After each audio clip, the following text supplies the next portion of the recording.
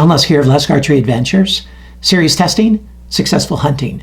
Today I'm going to be testing another head by Flying Arrow Archery. Now you're used to Flying Arrow Archery coming out with really weird stuff, right? Okay, the Toxic, the Pharmacon XP, all super creative designs, but they also have a very traditional design and they call it the Earl. Okay, this is the Earl. And thanks to a buddy of mine, Jason, who sent me this head, I'm able to put it to the test today. So for all these tests, I'm using the tests that I do for 2021.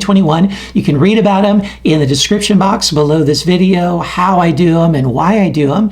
And I'm using my Bowtech SR6 set at 72 pounds. And I'm using Bishop FOC King Arrows for most of the shots, but then I use the Bishop FAD Eliminators for the hard impact shots because they're just so durable. So let's check out the Earl.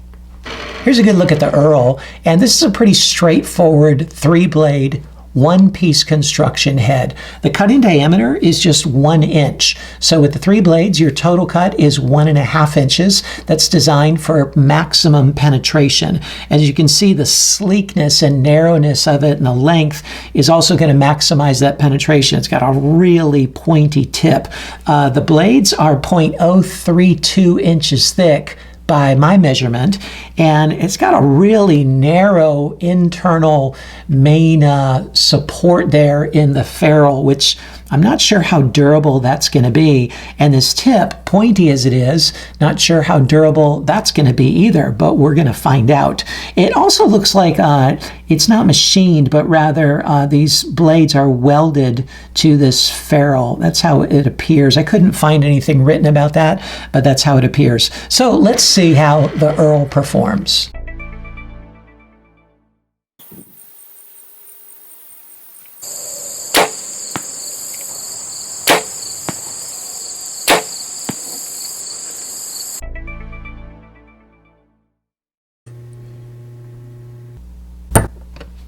.225.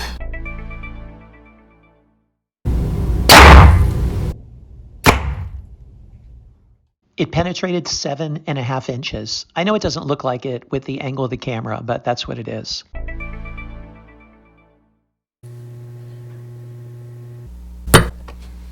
.325.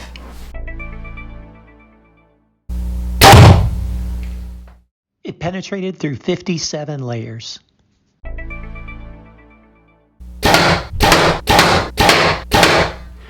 Here's the Earl after 5 shots through the steel plate, and honestly, this surprised me. It spins very well. The only damage I can see is that this tip that's really pointy got rolled over. I don't even know if you can make that out there in the camera. There you can see it got rolled over. But the blades are in excellent shape. There's only cosmetic damage. You really can't tell they've been shot at all. Here's a good look at the static wound channel created by the Earl. And these are really small holes. You know, it's just a 1 inch cutting diameter. However, they're the triangular type holes, not just a circle with 3 slits.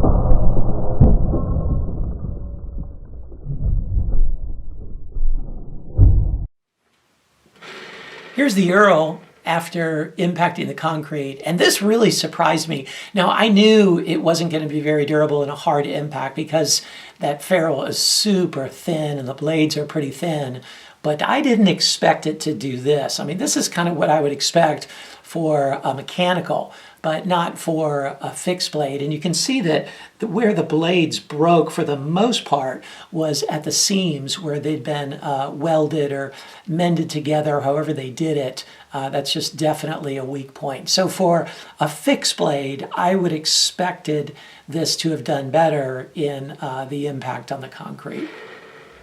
So what'd you think of the Earl? You know, I can see how this head could be a decent choice for someone with a really low poundage setup who really needs to maximize penetration because it's got such a small cut and it's so pointy. I imagine in an animal that it's going to penetrate very well.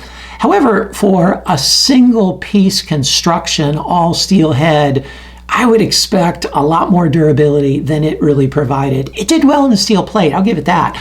But in the hard impact, most fixed blade heads, especially single piece construction steel, are going to do a lot better than it did. And the small cut is also kind of a drawback that I would have expected it to be extra durable for being such a small cut. So it's not going to make it into my quiver, but it's something maybe you want to consider. So check out the score sheet and see how it performed in the areas that matter to you the most.